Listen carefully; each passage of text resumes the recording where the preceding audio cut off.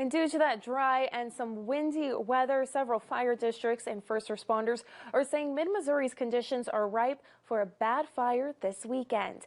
ABC 17's Jasmine Halliburton joins us live from the Boone County Fire Protection District after seeing them on scene at a fire this afternoon.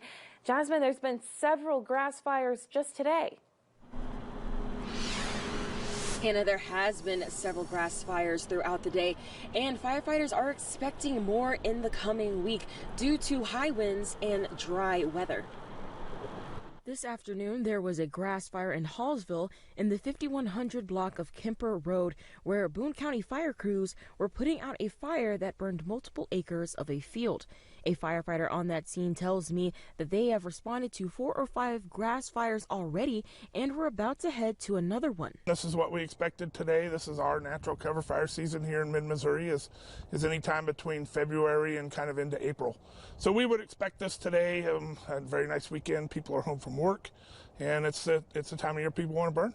Boone County Assistant Fire Chief Blumenkamp says that small burns can later turn into larger burns.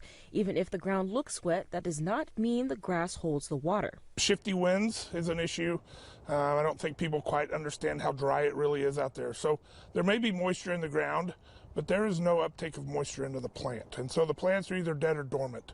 So there's no uptake. So very, very dry, tender grass and leaves at this point. If you find yourself needing to burn your grass, Blumenkamp has tips to follow. People just need to stay in control of it, burn very small pieces at a time, have a water source with them.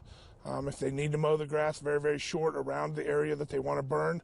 And then call early if you have a problem or if things get bigger than what you expect. Call 911 early. Let us get out there and let us get taken care of.